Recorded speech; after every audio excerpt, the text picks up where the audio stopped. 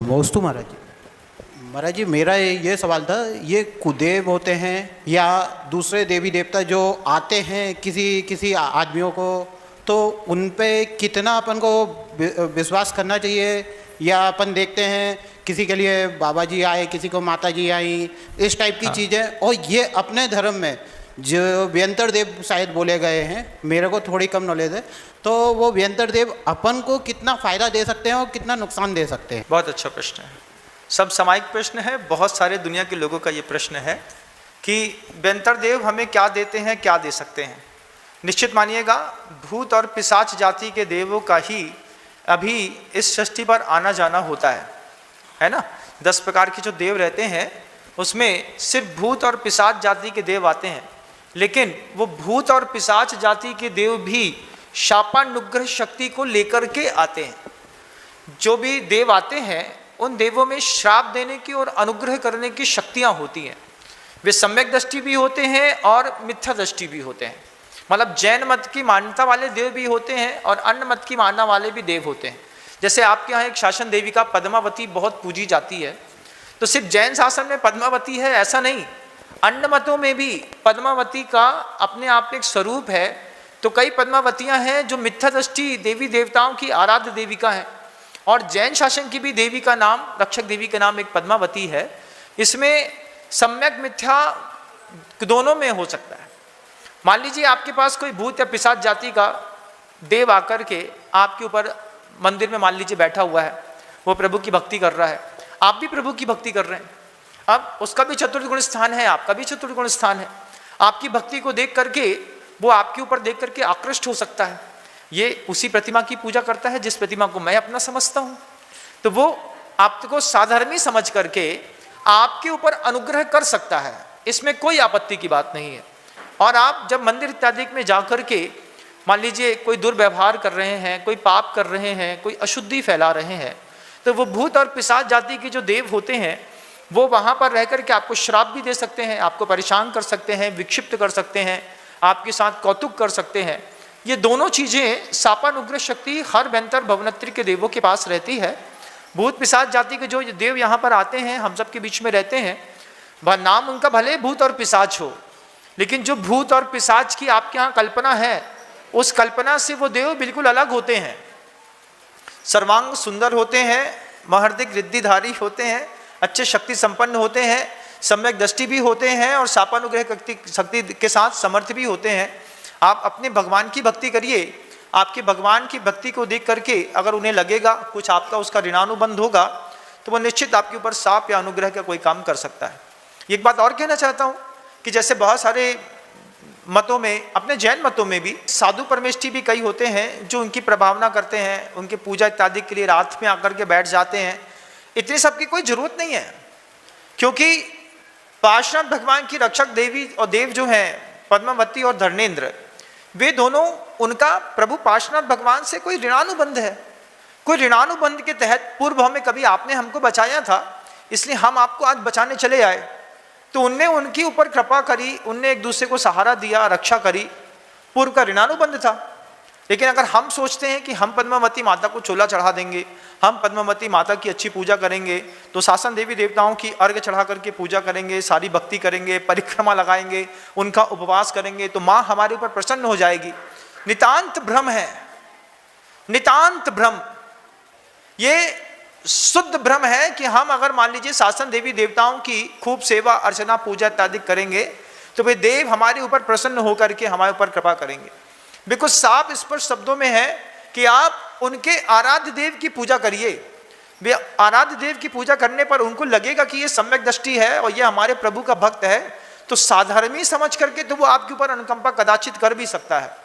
लेकिन भगवान समझते अगर आप उसको पूजा करते हैं, अर्घ चढ़ाते हैं, चोला चढ़ाते हैं, माला फेरते हैं बार बार, ये सब चीज़ें तो जैन शासन में वर्ज्य हैं, साफ सुथरी बात है। कहीं पर भी पूरे जैन शासन में पद्मावती या धर्मेंद्र की देवी देवताओं इत्यादिकों का कोई स्वरूप वर्णन नहीं किया गया है, किसकी ऐसी प्रतिमा बताई जाती है। प्रतिष्ठा ग्रंथों में उसकी प्रतिष्ठा की कोई विधि नहीं लिखी है, साथ ही साथ किसी भी प्रतिष्ठा ग्रंथ इत्यादिकों में उनके पूजा का कोई विधान नहीं लिखा है।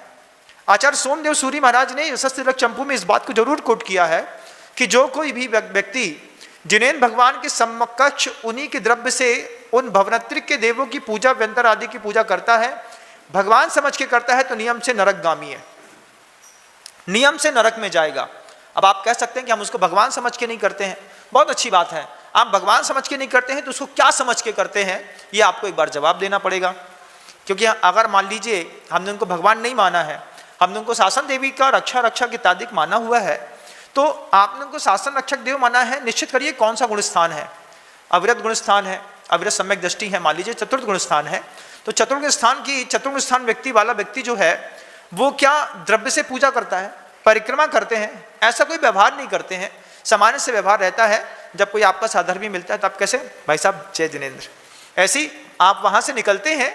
मान लीजिए उनकी कोई पीठ का स्थान, निषद्ध का स्थान इत्यादि बना हुआ है, तो आप वहां पे अगर निकलते हैं, आपको उनके प्रति से विशेष लगाव है, जय जिनेन्द्र ऐसा करके निकले, कोई आपत्ति नहीं है। ये शासन में एक व्यवहार है, आप करें। लेकिन हमने पूजा लेकर के, चोला लेकर के पहुंच, जिनेन्द्र भगवान की पूजा अर्चना का, देव शास्त्र गुरु की पूजा अर्चना के उपदेश दिए गए हैं। शावक के षट कर्मों में देव पूजा, गुरु पास्ति, स्वाध्याय, संयमस, तपः, दानम, चेती, गृहस्थानाम, षट कर्माणि दिने दिने, ये बिल्कुल स्पष्ट है।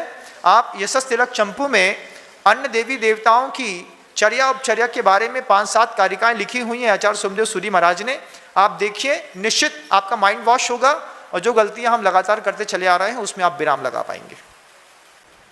तो महाराज जी मतलब ये जैसे अपने यहाँ पंचकल्याणक होते हैं जिसमें बोला जाता है कि बारिश को बांध दिया, ये हाँ। कर दिया, तो ये सब क्या अपने धर्म में भी तंत्र मंत्र होते हैं क्या? होता, बिल्कुल सब होता है। 10 प्रकार के देवों का आवाहन करके जब हम ध्वजारोहण करते हैं, उस ध्वजारोहण के वक्त प्रतिष्ठाचार जो सदाचारी होता है, ब्रह्मचारी होता है, व्रतों का पालन करने वाला होता है, वो मंत्र के माध्यम से ध्वजारोहण के दिन आपने देखा वहाँ पे कलश वगैरह रख के, उनके लिए आईना वगैरह बांध करके, उनका आवाहन करके, चारों दिशाओं से 10 प्रकार के देवों का आवाहन करके उनको वहाँ पर स्थान देकर के बांध देता है। इसलिए कि जब तक प्रभु के पंच कल्याणक इस पूरे गजरत स्थल पर होंगे, उस वक्त तक कोई भी आसुरी शक्ति यहाँ पर चारों तरफ से आकर के किसी भी प्रकार से विप्लव न करे, उपद्रव न करे, पंडाल न जलाए। क्योंकि जब कभी भी कोई अच्छा काम होता है, कोई ना कोई विघ्न करने वाले देव तो आते हैं। मान लीजिए कोई साधु है, अपनी साधना के चरम पर पहुंच करके किसी प्रतिमा की प्रतिष्ठा करना चाहते हैं, तो देव भी वहां से आकर के उस प्रतिमा की प्रतिष्ठा में कई बार बाधा पहुंचाते हैं। तो जो 10 प्रकार के देव हैं, वे प्रतिष्ठाचार आकर के उनको बांधते हैं, उनको नियंत्रित करते हैं, मंत्र शक्तियों के प्रयोग करते हैं और उनको बांध करके पूजा नहीं करते। कहाँ रखा उनको? पंडाल से बाहर रखा, ध्वज लगा दी। ध्वज जहाँ तक ध्वज की हवा फड़फड़ाएगी, वहाँ तक जहाँ से उस फड़फड़ाती हुई हवा चुपती हुई जाएगी, वहाँ तक उनको मंत्रित करके उस पूरे एरिया को बांध दिया जाता है, जिसके माध्यम से निर्विघ्न तरीके से कोई भी बड़े महोत्सव आयोजन इत्यादि संपन्न होते हैं। ये जिनसेन स्वामी के प्रतिष्ठा ग्रंथ में इस तरीके की विधि लिखी हुई है, इसमें कोई आपत्ति की बात नहीं है। प्रतिष्ठाचार ये सब करते हैं। लेकिन सामान्य गृहस्थ पता चला प्रतिदिन माँ पद्मावती की पूजा कर रहे हैं, फूल चढ़ा रहे हैं, अर्घ चढ़ा रहे हैं, फिर पद्मावती तो इतनी बड़ी प्रतिमा है, उसके ऊपर इतनी छोटी सी पार्श्वनाथ भगवान की प्रतिमा है, और उस पार्श्वनाथ भगवान की प्रतिमा का सहारा लेकर के लगातार उसमें अभिषेक इत्यादि करते हैं। ये निश्चित रूप से अपने आप को छलना है। संसार को बढ़ाओ मत, संसार को अगर घटाना है तो सच्चे देव शास्त्र गुरु की अर्चना, पूजन, भक्ति करो। उस भक्ति का, जाप का, स्तोत्र पाठ का गजब का प्रभाव पड़ता है। आपको अगर मान लीजिए बिल्कुल खास किसी प्रभु का भक्त देखना है, कोई भवनत्रिक का देव देखना है, आपको अपनी आंखों से अगर उससे कुछ पूछना या समझना है, तो आप कभी भी बंधा जी के अश्यकारी श्री अजितनाथ जी भगवान जी के दरबार में कभी जाकर के देखिएगा। वहाँ पर सित्तन करके अन्य समाज का एक व्यक्ति है, कुम्हार समाज का है, उसको वहाँ के शासन रक्षक देव इत्यादि को का आना जाना होता है। वो जब कभी भी वहाँ मंदिर जी में आता है, वो सब बताता है। इस महिला का भाव अच्छा नहीं है, इसने अपने बच्चे की अशुद्धि करा दी है, कहीं कुछ हो गया है, कहीं कुछ हो गया है। ऐसे कई प्रकल्प वहाँ के लोकल लोगों ने वहाँ पर घटते हुए देखे हैं। उसके पास श्राप शक्ति तो नहीं देता, लेकिन अनुग्रह शक्ति बहुत है, और विशेष अवसरों पर बंधा जी की महिमा पूरा विश्व जानता है। आप जाके खुद अपने आंख से देखें। मैं बोलता हूँ, मेरे बोलने पे विश्वास न करें, आप खुद जाकर के देखें उस व्यक्ति को जिसका नाम सित्तन है। आप पता करेंगे तो आपको पता चल जाएगा। पूछेगा कोई सित्तन है क्या यहाँ पे, जिसको यहाँ के देव आते हैं? वो आपको देखेगा, अगर उसको लगेगा कि बात करना है तो वो देव तुरंत आकर के आपके अनुग्रह करने में सहाय हो जाता है। और पूरा विश्व इस बात को पिछले साल से 1.5 साल से इस बात को देख रहा है। लेकिन उसकी पूजा इत्यादि नहीं करना, उसकी प्रतिष्ठा इत्यादि के माध्यम से बार बार जय जयकार नहीं करना। जय जयकार हमको जिनेंद्र भगवान की करनी है। वहां पर भी वो वही कहता है कि हमारे प्रभु के नाम की माला फेरो, हमारे प्रभु की भक्ति करो, हमारे प्रभु जी का अभिषेक करो, हमारे प्रभु जी की यहाँ पर आकर के स्तोत्र पाठ करो, हमारे प्रभु जी का विधान करो, तुम्हारा सब भला होगा। वो खुद इस बात को कहता है कि जो भी करो हमारे प्रभु जी का करो, हमारा कुछ मत करो। बिल्कुल स्पष्ट अपनी आंखों से आप जाकर के देखिए और अपनी धारणा को सुधारें तो विश्व को एक नया आयाम मिलेगा, मिलना चाहिए। और शासन देवी देवता है तो है, उनको नकारा तो नहीं जा सकता। आगम ग्रंथों में उनका वर्णन है, भवनत्रिक के देव हैं, उद्लोक के देव हैं, नागलोक के स्वामी हैं, धर्णेन्द्र हैं, भूतानंद है। लेकिन उनकी पूजा इत्यादि करके हम कुछ प्राप्त नहीं कर पाएंगे। पार्श्वनाथ भगवान का धर्णेन्द्र पद्मावती के साथ ऋणानुबंध था। उस ऋणानुबंध के तहत एक दूसरे की उन्होंने सेवा या फिर कोई रक्षा इत्यादि की है, लेकिन हमारा उनका कोई ऋणानुबंध नहीं। अपने हाथ दिल में रख करके बोलो, कभी कोई ऐसा काम किया हो कि कोई देव तुमको बचाने आएगा? ऐसा आपने कुछ किया ही नहीं है। लेकिन अभी करिए, अच्छे सच्चे देव, सच्चे सास, सच्चे गुरु की खूब भक्ति करिए, उनके रक्षक देव आपके भी रक्षक देव बन जाएंगे। उनकी भक्ति करते करते आपको भी उससे लाभ मिल पाएगा।